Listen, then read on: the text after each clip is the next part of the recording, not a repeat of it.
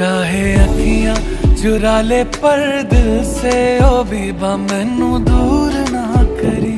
पास आया हूँ बड़ी मुश्किल से ओ बीबा मैनू दूर ना करी। चाहे अखियां चुरा ले पर दिल से, चाहे अखियां चुरा ले पर दिल से ओ बीबा मैनू दूर ना करी। इश्क धड़का